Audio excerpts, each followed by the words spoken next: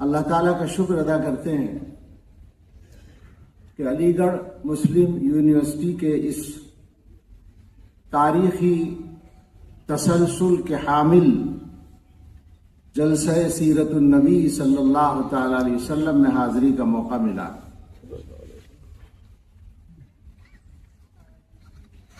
یہ جلسہ سیرت النبی صلی اللہ علیہ وسلم ہے، اگرچہ اتفاق سے یا اجتہادی غلطی سے چند سالوں سے اس کا نام جلسہ عید میلاد النبی چل رہا ہے۔ اس پر آخر میں ایک دو بات عرض کروں گا۔ ابھی ہمارے بزرگ فاضل مقرر نے سیرت کے حوالے سے مختصر مگر بنیادی بات فرمائی کہ سیرت نبی صلی اللہ علیہ وسلم کے اعمال و اقوال کی حکمت تک پہنچنے کا نام ہے، کیونکہ سیرت کے لفظی معنی ہی بنتے ہیں چلنے کا طریقہ۔ تو حضور علیہ الصلاۃ والسلام کی زندگی میں جو کچھ ہے اس طریقے کا مفہوم کیا بنتا ہے اور اس سے ہمیں سبق کیا ملتا ہے، یہ حاصل کرنا، اس کو سیکھنا، یہ ہے اصل میں سیرت اور سیرت کا جلسہ۔ گستاخیوں کی پہلے ہی میں معذرت چاہوں، جہاں بھی پہنچتی ہو گستاخی، لیکن بات کہنے کی بات کہی جائے گی کہ ہم مسلمانوں نے سیرت کا اور سیرت کے جلسوں کا یا حضور علیہ الصلاۃ والسلام کے ذکر خیر کا ایک محدود موسم مقرر کر لیا۔ یہ صحیح ہے کہ میلاد نبی صلی اللہ علیہ وسلم، میلاد کا ترجمہ ولادت نبی، نبی صلی اللہ علیہ وسلم کی پیدائش مبارک انسانی تاریخ کے اعتبار سے سب سے زیادہ خوشی کا موقع ہے، بالکل صحیح ہے۔ اور یہ خوشی اس وجہ سے ہے کہ دنیا کو ہدایت کا راستہ جس ذات اقدس کے واسطے سے ملنا اللہ تعالیٰ کی طرف سے ہمیشہ کے لیے مقرر تھا، قیامت تک کے لیے، اس ذات اقدس کی آمد اس مہینے میں ہوئی۔ لیکن اس کا تقاضا یہ تو نہیں تھا کہ صرف 12 تاریخ کو یا صرف 12 دن یہ ذکر خیر کر کے چھٹی کر دی جائے۔ ذکر خیر تو 12 مہینے ہونا چاہیے نا۔ میں 12 کی مناسبت سے چلا گیا 12 مہینے کی طرف، اور یہ اردو کا محاورہ بھی ہے۔ 12 مہینے ہمارا اشتغال ہونا چاہیے حضرت محمد الرسول اللہ صلی اللہ تعالی علیہ وسلم کی سیرت کے ساتھ، اور اس کے لیے دونوں باتیں ضروری ہیں، علمی اعتبار سے بھی مشغول ہوں اور عملی پہلو سے بھی۔ عمل کرنے کے لیے علم کی ضرورت ہوگی۔ اگر یہ جائزہ لیا جائے کہ مسلمان حضور علیہ الصلاۃ والسلام کی سیرت کو کتنا جانتے ہیں، مولانا تو سیرت کی گہرائی کی بات کر رہے ہیں، میں کہتا ہوں صرف ظاہری اقوال اور اعمال اور واقعات کو کتنا جانتے ہیں، تو مسلمانوں کی اکثریت قطعی طور پر اپنے محسن اور کائنات کے محسن سید الاولین والآخرین رحمت للعالمین حضرت محمد الرسول اللہ صلی اللہ تعالی علیہ وسلم کی حیات اقدس کے بڑے بڑے واقعات سے نا واقف ہے۔ آج کا وہ نوجوان جو، یہ دنیا ہمیں معاف کرے، فلمی ایکٹرز اور کھلاڑیوں کے ایک ایک ریکارڈ کو محفوظ رکھتا ہے، جس نوجوان کو یہ یاد ہے کہ کس کھلاڑی نے کس کا ریکارڈ توڑا، اور جس نوجوان کو یہ یاد ہے کہ کس ایکٹر کی کون سی فلم کامیاب ہوئی، کون سی ناکام ہوئی، اس نوجوان کو یہ خبر نہیں ہے کہ حضرت نبی صلی اللہ علیہ وسلم کی حیات مبارکہ کا سب سے بڑا انقلابی جو واقعہ غزوہ بدر کا ہے اس میں کیا واقعات پیش آئے تھے، یہ تک پتہ نہیں۔ صرف محبت کے اظہار سے کام نہیں چلے گا، محبت اظہار کہہ رہا ہوں میں، محبت کے بغیر بھی کام نہیں چلے گا۔ محبت ایمان کی شرط ہے۔ محبت کے سلسلے میں ہمارا عقیدہ یہ ہے کہ اگر کسی مسلمان کے دل میں رسول اکرم صلی اللہ تعالی علیہ وسلم کی محبت میں ادنا سی بھی کمی ہے تو وہ مسلمان نہیں ہے۔ اگر کوئی آدمی ادنا سی گستاخی کا ارادہ بھی کرتا ہے تو وہ مسلمان نہیں ہے۔ یہ فتویٰ ہے، یہ گویا فیصلہ ہے۔ بالکل مسئلہ یہ نہیں ہے، مسئلہ محبت کا ہے ہی۔ محبت تو اللہ رب العزت نے مسلمانوں کو عطا کر دی ہے۔ میں یہ بات سوچتا ہوں اور کہتا ہوں کہ شاید اللہ تعالیٰ کی طرف سے مسلمانوں کے ایمان کی حفاظت کے لیے یہ انتظام ہے کہ مسلمانوں کے دلوں میں حضور علیہ السلام کی محبت اللہ تعالیٰ نے سب سے زیادہ ڈال دی ہے، چونکہ وہ ضروری تھی ایمان کے لیے۔ اور جس طرح کے طوفان ہمارے ایمان کو خراب کرنے کے لیے دنیا میں چلنے آتے ہیں اور چل رہے ہیں، ان کا علاج، ان کا مقابلہ اسی محبت سے ممکن تھا۔ اس کے بغیر ایمان بچنا مشکل تھا۔ تو یہ تو اللہ تعالیٰ نے انتظام کیا ہے۔ وہ جو اقبال نے کہا ہے، وہ فاقہ کش کے موت سے ڈرتا نہیں ذرا، روح محمد اس کے بدن سے نکال دو۔ یعنی پہلا مصرع دوسرے مصرے کی دلیل ہے اصلاً کہ روح محمد کی برکت ہے کہ یہ فاقہ کش موت سے نہیں ڈرتا۔ تو یہ مسلمان کی طاقت ہے۔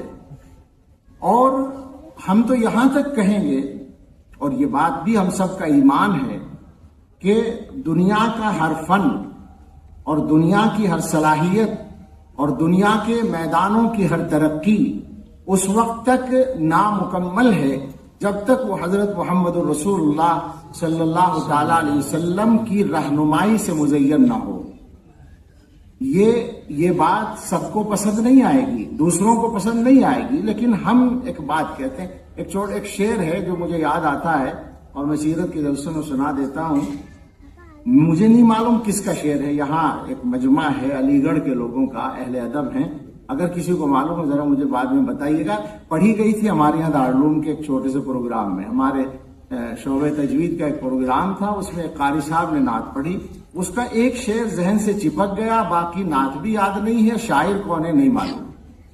اور مضمون اس کا یہ ہے کہ وہ جو سائنسی دنیا میں سب سے بڑی چھلانگ مانی گئی انسان کی کہ وہ چاند پر پہنچا 1969 میں، تو اس کی تلمیح کی ہے شاعر نے۔ آپ جانتے ہیں کہ چاند پر جانے والے جو تھے وہاں سے مٹی لے کر آئے تھے۔ ہمارا شاعر کہتا ہے، بن تیرے وسیلے جو بلندی پہ گئے ہیں۔ وسیلے کا مطلب ناراض نہ ہو، کچھ لوگ وسیلے کی وجہ سے پریشان ہو جاتے ہیں، رہنمائی ہی مراد ہے۔ بن تیرے وسیلے جو بلندی پہ گئے ہیں، مہتاب پہ جا کر بھی انہیں خاک ملی ہے۔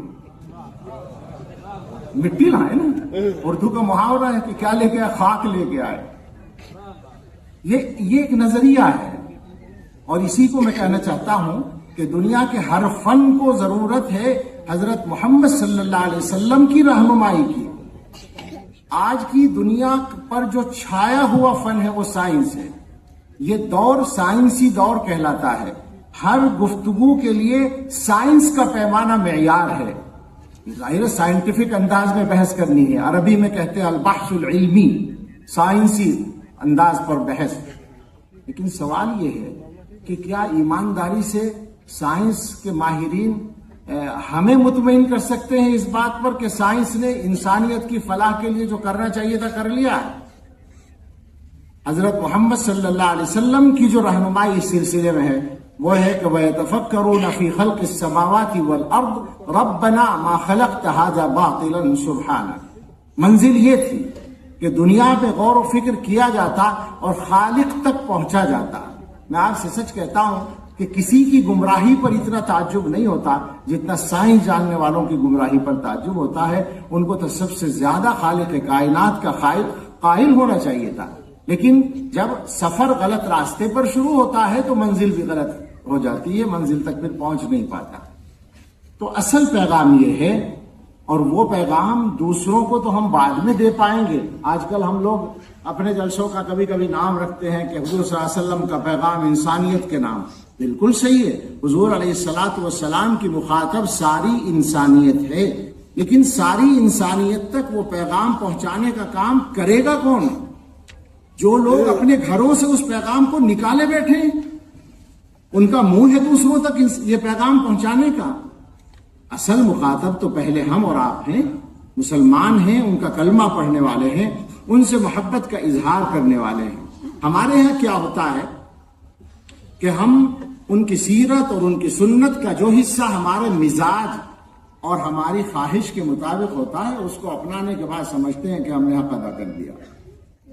یہ معاف کیجئے گا بہت کھری بات ہے، لیکن اور کھری بات کڑوی لگتی ہے کہ ہم نے دین کے حصوں کو تقسیم کر رکھا ہے. ایک آدمی سمجھتا ہے نماز کی پابندی بہت ضروری ہے، نماز وہ پڑھ لیتا ہے، اس کے بعد اسے کوئی پریشانی نہیں ہوتی جھوٹ بولنے میں، غیبت کرنے میں، لوگوں پر ظلم کرنے میں. ایک آدمی سمجھتا ہے کہ حلال کھانا بہت ضروری ہے، پیغمبر صلی اللہ علیہ وسلم نے سکھایا ہے کہ اپنی محنت سے کماؤ، لہٰذا وہ کرتا ہے، لیکن مسجد جانے میں اسے تکلف ہوتا ہے. تو دین کے جو حصے ہمارے ذوق و مزاج کے مطابق ہوتے ہیں ان کو ہم لے لیتے ہیں اور باقی کو چھوڑ دیتے ہیں. یہاں مناسب ہے کہ وہ مضمون ذکر میں آ جائے جو ہمارے ملک کی تاریخ میں کہہ سکتے ہیں کہ سب سے بڑی دینی شخصیت امام ربانی حضرت مجدد الفسانی رحمۃ اللہ علیہ. آپ جانتے ہیں کہ ان کی وجہ سے اس سے پہلے بھی کئی حضرات ہیں، خواجہ معین الدین چشتی اجمیری رحمۃ اللہ علیہ اعلیٰ ترین شخصیت ہیں جن کے ذریعے سے اس ملک کو ایمان کی روشنی بہت بڑی تعداد میں ملی ہے. لیکن بعد کے زمانے میں جب ایک موڑ ایسا آ گیا تھا تاریخ کا کہ ہندوستان سے تو کم سے کم اسلام کا جنازہ نکلنا بالکل طے تھا یا خلیہ بگڑنا اس کا طے تھا، اور جب ہندوستان میں یہ کام ہوتا تو اطراف کے ممالک بھی اس سے متاثر ہو جاتے. ان حالات میں اللہ تعالیٰ نے جس شخصیت سے اس ملک کے تمام لوگوں کے ایمان کو بچانے اور سنبھالنے کا کام لیا وہ امام ربانی مجدد الفسانی شیخ احمد سرہندی رحمۃ اللہ علیہ ہیں. وہ اپنے مکتوبات میں ایک مضمون لکھتے ہیں، وہ پورا مضمون تو اس کا بڑا حصہ تصوف اور سلوک کی اصطلاحات سے متعلق ہے تو وہ ہم نہیں بولتے مجمع عام میں، لیکن اس کا ابتدائی حصہ انہوں نے فرمایا ہے کہ حضور صلی اللہ علیہ وسلم کا اتباع، ان کے طریقے پر چلنا، ان کی سنت پر چلنا، سنت کہتے ہیں طریقے کو، عام طور سے اس کا مفہوم بہت محدود لے رکھا ہے لوگوں نے. میں اپنے ہی مذاق اڑا لیتا ہوں، میں کہتا ہوں کہ اگر میرے جیسا آدمی کرتا پاجامہ ٹوپی پہن لے، داڑھی رکھ لے اور پگڑی باندھ لے تو سبحان اللہ، پھر تو وہ سمجھتا ہے کہ صاحب میں سنت کا نمونہ بن گیا. ظاہری اعمال میں یا ظاہری حلیے میں کام کر لیا، یا زیادہ سے زیادہ نماز سنت کے مطابق پڑھنے لگے، کچھ کھانے وانے کی سنتوں کا خیال کر لیا تو ماحول بھی یہ سمجھتا ہے کہ صاحب بڑے سنت پہ چلنے والے ہیں. حضرت مجدد رحمۃ اللہ علیہ فرماتے ہیں کہ حضور علیہ الصلوۃ والسلام کی سنت کو اتنا محدود سمجھتے ہو تم کہ وہ چند کاموں کے لیے؟ اللہ کے پیغمبر علیہ السلام نے بھرپور زندگی گزاری ہے اور دنیا کے ہر میدان میں کام کیا ہے، لہذا تم دنیا کا جو کام کرو گے اس میں حضور کے طریقے کو اختیار کرو گے تو کہا جائے گا کہ تم سنت پر چلے ہو. وہ فرماتے ہیں کہ اتباع سنت کے 7 قدم ہیں. یہ 7 میں سے اخیر کے 4 وہ ہیں جو میں تصوف کی بات کر رہا تھا، یہ پہلے جو 3 ہیں ان پر بات کرتے ہیں، بس اصل تو 2 ہی ہیں. وہ فرماتے ہیں کہ پہلا قدم ہے کہ تم اپنے تمام ظاہری اعمال کو حضور کے طریقے کے مطابق بنا لو. اب ظاہری اعمال میں ظاہری حلیہ اپنی جگہ ہے، مگر ظاہری اعمال میں تمام عبادتیں ہیں، تمام عبادتیں، نماز ہے، روزہ ہے، زکوٰۃ ہے، حج ہے، صدقہ خیرات ہے، تلاوت ہے، ہر چیز ہے. اسی طرح سے ظاہری اعمال میں تمام معاملات ہیں، تجارت، خرید و فروخت، لینا بیچنا، ہر چیز. ظاہری معاملات میں معاشرت بھی ہے، یعنی انسانوں کے ساتھ برتاؤ. یہ سارے کام تم حضرت محمد صلی اللہ علیہ وسلم کے طریقے پر کرو. تمہارا بولنا چالنا، اٹھنا بیٹھنا، کھانا پینا، سونا جاگنا، چلنا پھرنا، انسانوں کے ساتھ برتاؤ کرنا، اللہ کے سامنے سر جھکانا، ہر کام ان کے طریقے کے مطابق ہو تو کہا جائے گا کہ تم نے سنت پر چلنے کا ایک مرحلہ طے کر لیا.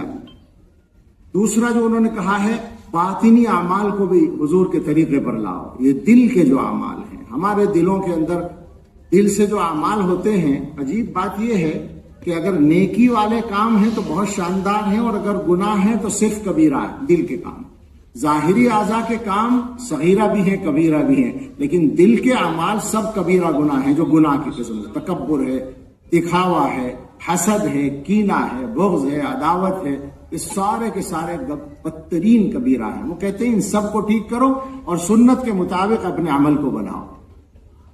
اور تیسرا یہ ہے کہ اعمال کی کیفیات کو حضور کی سنت کے مطابق بناؤ۔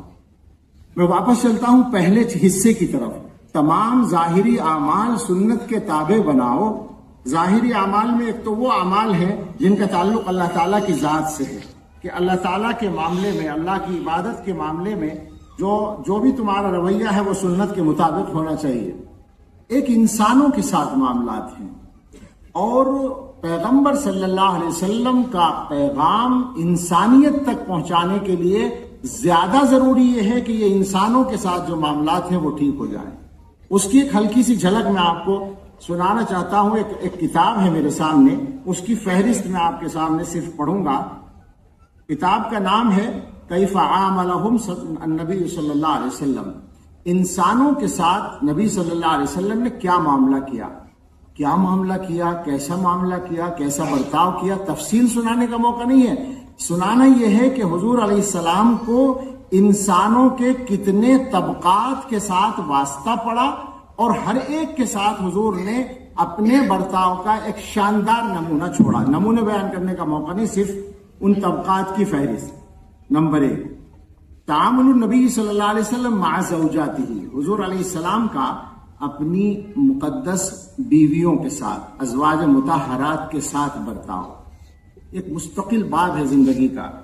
تعامل النبی صلی اللہ علیہ وسلم مع ابنائہ و بناتہ، حضور علیہ السلام کا اپنے بچوں کے ساتھ، بیٹے تو بچپن میں چلے گئے لیکن صاحبزادیاں، مقدس صاحبزادیاں بڑی ہو کر دنیا سے گئی ہیں، اور حضرت فاطمہ الزہرا رضی اللہ تعالی عنہا تو وفات کے بعد دنیا سے تشریف لے گئی ہیں۔ وہ واحد بیٹی ہیں جن کو والد گرامی صلی اللہ علیہ وسلم کا صدمہ جھیلنا پڑا ہے۔ ان سب کے ساتھ حضور علیہ السلام کا برتاؤ۔ تعامل النبی صلی اللہ علیہ وسلم مع احفادہ، حضور علیہ السلام کا اپنی اولاد کی اولاد کے ساتھ برتاؤ۔ حفید پوتے کو بھی کہتے ہیں اور نواسے کو بھی کہتے ہیں۔ یہاں پوتے تو ہیں نہیں حضور کے، بیٹے بچپن میں چلے گئے، لیکن نواسے ہیں، نواسیاں ہیں، ان کے ساتھ برتاؤ ایک مستقل تاریخ ہے، خاص طور سے حضرت فاطمہ رضی اللہ عنہا کے صاحبزادگان گرامی۔ تعامل النبی صلی اللہ علیہ وسلم مع اقاربہ، حضور علیہ السلام کا اپنے رشتہ داروں کے ساتھ برتاؤ۔ اچھا، یہ جو بھی آ رہا ہے ہم لوگ ذرا سوچتے رہے ہمارا وہاں کیا کردار ہے۔ تعامل النبی صلی اللہ علیہ وسلم مع جیرانہ، حضور علیہ الصلوۃ والسلام کا اپنے پڑوسیوں کے ساتھ برتاؤ۔ تعامل النبی صلی اللہ علیہ وسلم مع الضیوف والمستضیفین، حضور علیہ السلام کا مہمانوں اور میزبانوں کے ساتھ برتاؤ۔ تعامل النبی صلی اللہ علیہ وسلم مع خواص اصحابہ، حضور علیہ السلام کا اپنے خاص اصحاب کے ساتھ برتاؤ۔ تعامل النبی صلی اللہ علیہ وسلم مع الخدم والاماء، حضور علیہ السلام کا اپنے خادموں اور باندیوں کے، غلاموں اور باندیوں کے ساتھ برتاؤ۔ اس کے بعد تعامل النبی صلی اللہ علیہ وسلم مع ذوی الآحات، آفت رسیدہ جو لوگ ہیں، اس سے مراد معذور لوگ، وکلانگ، جسمانی معذور جو ہوتے ہیں، ان کے ساتھ برتاؤ۔ ایک یاد آ گیا، جلدی سے کہہ دوں، ایک صاحب نابینا تھے، ان کے یہاں جانا تھا، ان کی طبیعت خراب تھی، ان کی عیادت کے لیے حضور جانا چاہتے تھے، تو آپ نے صحابہ سے کہا کہ چلو نعود البصیر الذی هو مریض، اس بینا کی عیادت کے لیے چلیں جن کی طبیعت خراب ہے۔ نابینا نہیں فرمایا، بینا فرمایا، بالکل بدل کر۔ تو تعامل النبی صلی اللہ علیہ وسلم مع ذوی الآحات، تعاملہ صلی اللہ علیہ وسلم مع اصحاب المصائب والبلاء، مصیبت زدہ اور پریشان حال لوگوں کے ساتھ آپ کا برتاؤ۔ تعاملہ صلی اللہ علیہ وسلم مع الفقراء، غریبوں کے ساتھ برتاؤ۔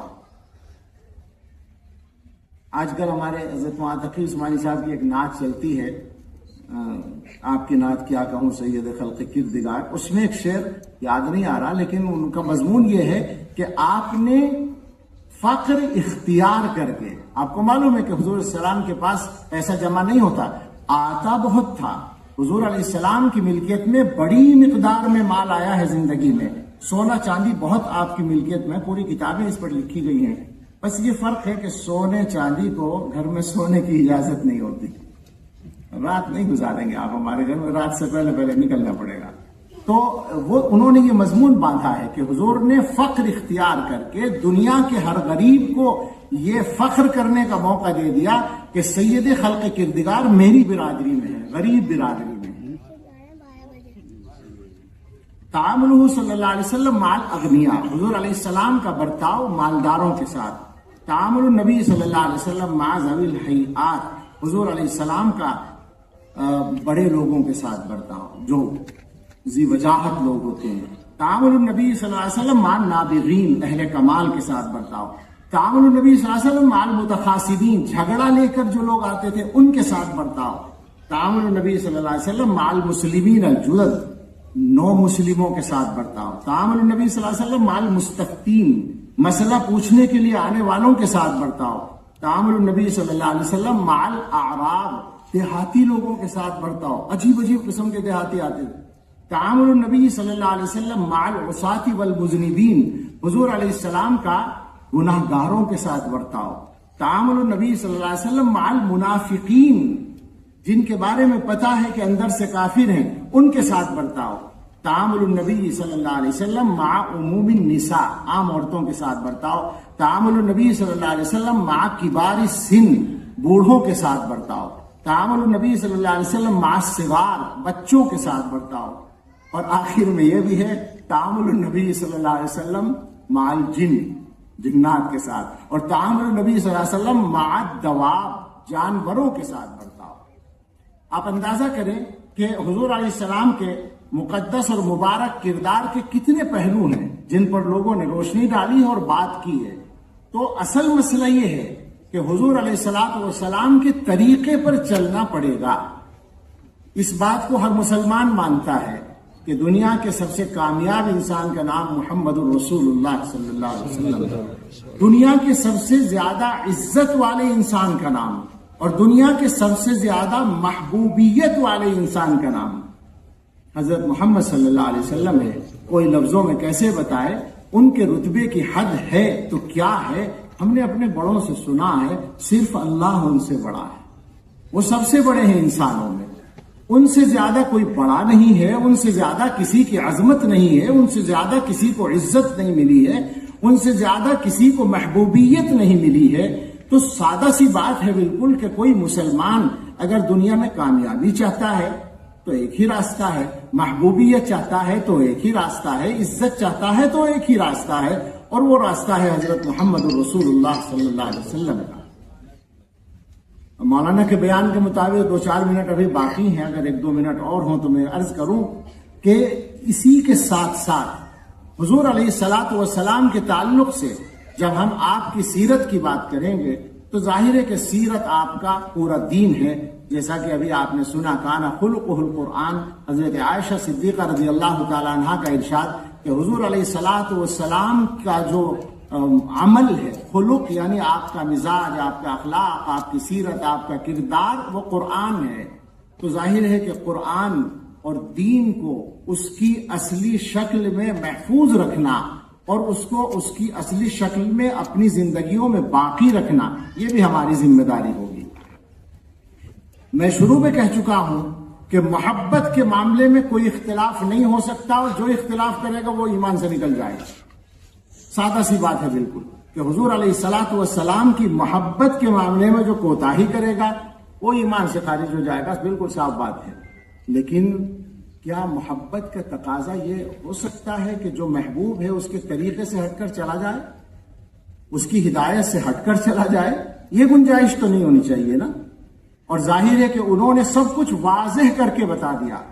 ترکتکم علی البیضاء لیلھا کنہارھا سوا، حدیث کے الفاظ ہیں کہ میں نے تمہیں ایک روشن ملت پر چھوڑا ہے جس کی رات اور دن برابر روشن ہے۔ تو وہاں سب کچھ واضح طور پر موجود ہے۔ انہوں نے یہ بھی بتا دیا کہ میرا طریقہ ہے، نئی نئی باتیں دین میں جو ہیں وہ گمراہی ہے۔ کل محدثۃ بدعہ وکل بدعۃ ضلالہ۔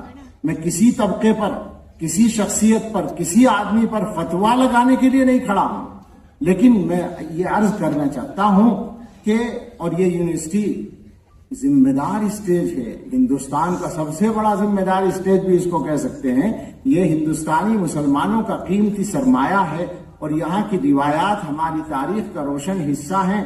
اور اگر یہ بات ہے کہ یہ بندہ ضعیف گناہگار جو آپ کے سامنے کھڑا ہے، تو اگر یہ دیوبند سے حاضر ہے تو دیوبند اور علی گڑھ کے رشتے بھی بہت پرانے ہیں اور ان کی ایک پوری تفصیل ہے.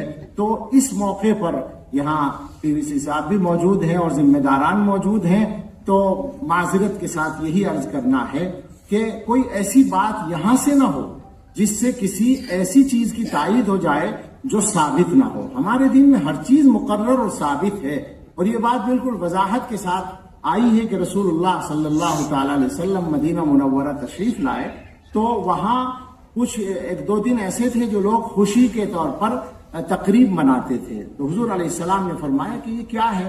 ان لوگوں نے بتایا کہ یہاں پہ کھیل کود ہوتا ہے، خوشی منائی جاتی ہے، گویا وہ ان کے تہوار کے دن تھے.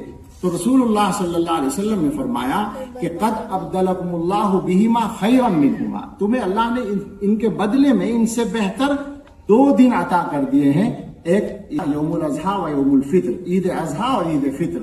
تو عید تو 2 ہے، میلاد النبی صلی اللہ علیہ وسلم یعنی ولادت نبوی صلی اللہ علیہ وسلم کی خوشی ہمیں عید سے کہیں زیادہ، اس کو عید کے لفظ سے محدود کرنے کی کیا ضرورت ہے؟ اس نقطے پر بھی جائیے گا جو میں کہہ رہا ہوں، یعنی یہ کہ اپنی طرف سے ہم اس کا نام رکھ لیں، یہ ہمارے لیے گنجائش نہیں. اور میں تو یہ کہہ رہا ہوں کہ یہ اس سے آگے کی خوشی ہے، اس سے بڑی خوشی ہے حضور علیہ الصلوۃ والسلام کی ولادت کی. ابھی بچے نے نعت پڑھی ہے، محمد مصطفیٰ آئے بہار اندر بہار آئی. ظاہر بات ہے کہ اللہ تعالیٰ نے اس دنیا کی ساری بہاروں کو حضرت محمد صلی اللہ علیہ وسلم کی ذات گرامی کے ساتھ وابستہ کیا ہے.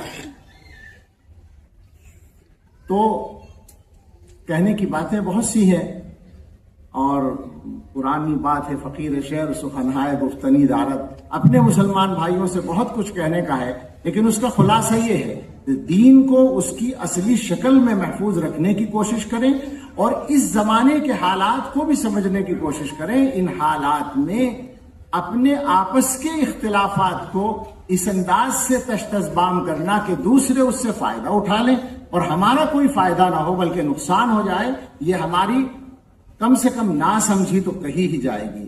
اللہ رب العزت کے دربار میں جانا ہے، اور وہاں یاد رکھیں، میں یہ بات ذمہ داری سے دلائل کی روشنی میں کہہ رہا ہوں، صرف اللہ ہی کا کو منہ نہیں دکھانا ہے، حضرت محمد صلی اللہ علیہ وسلم کو بھی منہ دکھانا ہے، اور ان کو منہ دکھانا ہماری سب سے بڑی سعادت ہوگی اگر ہمیں ان کو منہ دکھانے کا موقع مل جائے حوض کوثر پر.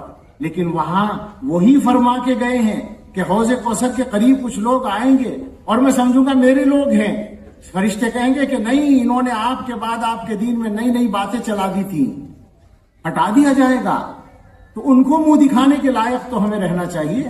اور ایک چیز اور، ان کو منہ دکھانے کا ایک حصہ یہ بھی ہے، قرآن جو کہتا ہے وقال الرسول یا رب ان قوم اتخذوا هذا القرآن مہجورا، پیغمبر شکایت کریں گے، اے رب میری قوم نے اس قرآن کو چھوڑ رکھا تھا. قرآن کہاں ہے ہماری زندگیوں میں؟ پوچھنا پڑے گا، پوچھا جائے گا اور جواب نہیں بنے گا. کیا وہاں کہہ سکیں گے کہ وہ ہمارے والد نے قرآن ہمیں پڑھایا نہیں تھا؟ یہ بات تو نہیں چلے گی. والد کی بھی گردن نپے گی اگر نہیں پڑھایا تھا، اور نہ پڑھنے والے کو بھی پوچھا جائے گا. سوال ہوگا قرآن پڑھا یا نہیں پڑھا تھا، قرآن کو سمجھنے کی کوشش کی تھی یا نہیں کی تھی، قرآن پر عمل کی کوشش کی تھی یا نہیں کی تھی. یہی دو چیزیں ہدایت کی، قرآن ہے اور اللہ کے نبی صلی اللہ علیہ وسلم کی سنت ہے. اس جگہ سے، اس ذمہ دار اسٹیج سے ہم سب یہ عہد کر کے اٹھیں کہ آگے کی جو زندگی ہماری ہے اس زندگی میں ہم کوشش کریں گے کہ حضرت محمد الرسول اللہ صلی اللہ تعالی علیہ وسلم نے جو ہمیں دیا ہے اس کو ہم اپنی زندگی میں اتاریں. میں نے آیت پڑھی تھی وَمَا آتَاكُمُ الرَّسُولُ فَخُذُوهُ وَمَا نَهَاكُمْ عَنْهُ فَانْتَهُوا، رسول جو کچھ تمہیں دے اس کو لے لو اور جس چیز سے روکیں اس سے رک جاؤ. اللہ ہم سب کو توفیق دے. میری کوئی بات ناگوار ہو تو معذرت، لیکن مجھے امید ہے کہ بات میری صحیح ہے. اللہ تعالی ہم سب کے لیے نافع بنائے. آمین. وآخر